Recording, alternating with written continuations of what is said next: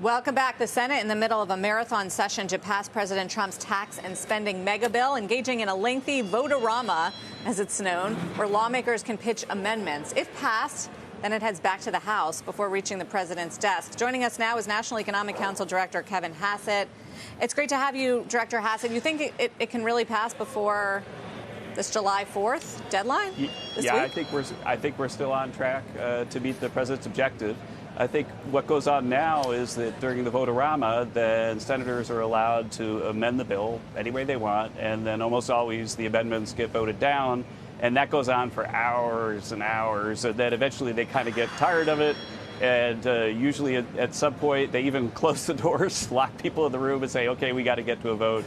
I've got a bunch of people on my staff that are career Senate people, and we did a little poll today of when we think that the final vote will happen, and everybody was between 11 o'clock and midnight tonight. We think that it'll pass the Senate. Okay. We'll see if your folks are right. Yeah, CBO says right. that the Senate bill increases the deficit by $3.3 trillion from 2025 to 2034, and that is $1 trillion more than the House bill.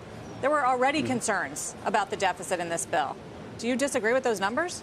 Oh, I 100% disagree with those numbers. You remember that in the House bill, there were a bunch of things that were temporary, that were there for the first 4 or 5 years, but then looked like they raised money in the out years. But of course, a big tax hike in the 5th year is going to cause a recession and reduce growth and increase the deficit.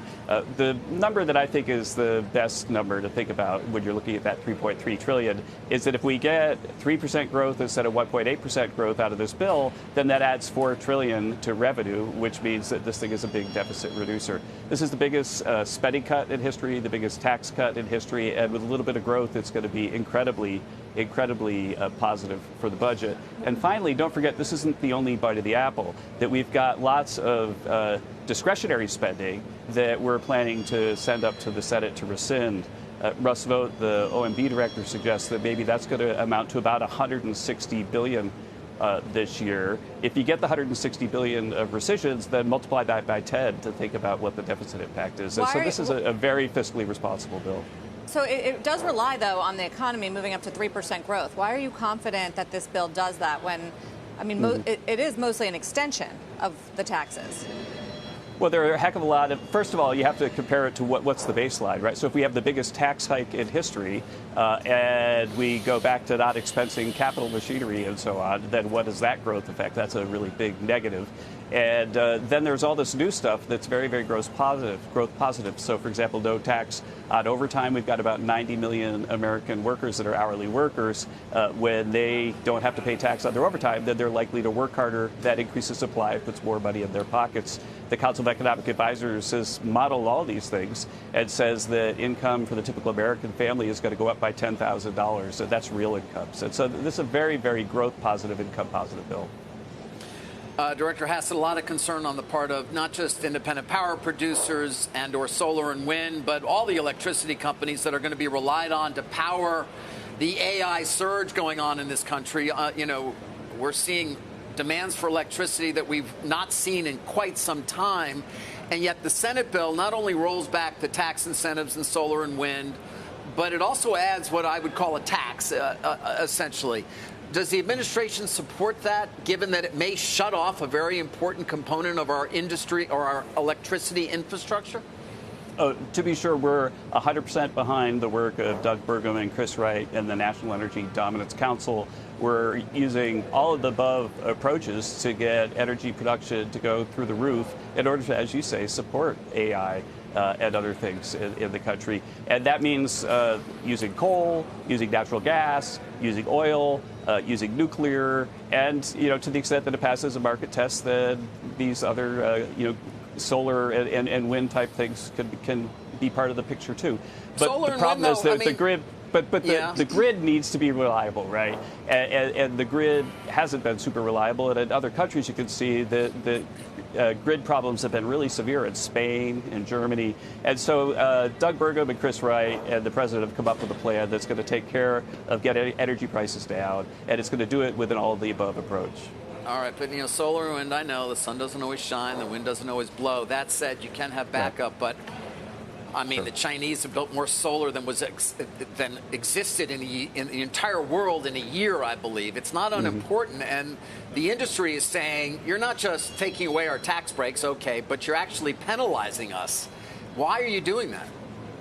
No, I don't think that's the way to think about it. In the end, what's going on, right, is that solar is going to be in people's grids. It's going to pay the same price as other forms of energy, and so there's not a penalty.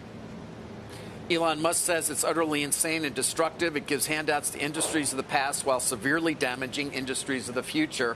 Is there an administration response to that? We're prioritizing grid security, number one, and if solar, meets the market test, then of course we'll support it 100%. But if we've got a problem where there's lots of solar in the middle of the day, driving energy prices down in the middle of the day, and making it hard for the people that can keep the energy on all day to operate in the evenings, then that's a grid security problem, and that's why we've got two of our best people, Doug Burton and Chris Wright, working on the problem. Director, there's been tons of comments from the president in recent days and weeks towards the Fed chair and the level of interest rates. What has been your personal advice to him on those comments and the extent to which it might undermine people's long-term views towards the dollar? Well, I'll keep my advice to the president on any topic to myself. But the thing that I can say is that the president has strong views that the Fed has room to lower interest rates. He has strong views that interest rates in the U.S. are about the highest in the developed world, and that that's a policy error. I think having discussion about policy error is something that the president's allowed to do, and you can respect the independence of the Fed, but also have a different perspective about what they should be doing. And I think that that's basically where we've been in the White House. If he asked you one day in the future, not immediately, would you rather that job to the one you've got currently? No, I'm not going to talk about that. No comment on that. 14% on Polymarket, Kevin. That's where you are. That's where you are right now. 18, isn't it? Do you want to be Fed chair? Again, I'm not going to comment on that. Can I quickly ask about trade negotiations? Obviously, the president's hardline comments towards Canada has worked in the short term, it seems, with the digital services tax being scrapped in Canada. Meanwhile, back home for me in the UK, it remains. Does that suggest that a conciliatory approach, trade negotiations that Keir Starmer took is better than what Mark Carney pursued? Or is the expectation from the administration that the UK will have to quietly fold its digital service tax in the weeks and months ahead? Right. My expectation is that the digital services taxes around the world will be taken off, and that will be a key part of the trade negotiations, ongoing trade negotiations that we have. But we had a big victory in the Big Beautiful Bill where the G7 countries have agreed not to have this so-called Pillar 2 tax, which is a global minimum tax, where they were going to be taxing our companies just because they thought that the taxes in the U.S. were too low. And so we've made a lot of progress on taxes. I'm very pleased to see that Canada's removing its DST, which means that we didn't have to put in this really complicated retaliation in the tax code. But you could expect that countries that have digital sales taxes in the future are going to be facing the wrath of Jameson Greer with his 301 assault on these unfair trade practices. What's going to happen on July 9th? Are we going to see tariff rates go up? I think that we've got a whole number of deals, double-digit deals, that we've got frameworks just like we have for the UK that are just about agreed to. As soon as the tax bill is passed, I think that there's going to be a marathon session in the Oval where we'll go through them one by one with the president, and we'll make the final call, set the tariff rates, and show the world all the work that Howard Lutnick, Jameson Greer, and Scott Bessent have been doing. Are you nervous? I mean, Wilford and I were talking about the dollar because we both care deeply about it. But are you? It's headed for a really weak first half of the year, the worst we've seen, I think, in 40 years to start out a year. Is that a concern? The Treasury Secretary is the spokesperson about the dollar for our administration. Sorry. But you're an economist. I mean, do you worry about loss of faith here? No, come on. We've got a strict rule that the Treasury Secretary communicates about the dollar. All right, fair. Well, we tried. Thank you, Kevin Hassett. We appreciate it.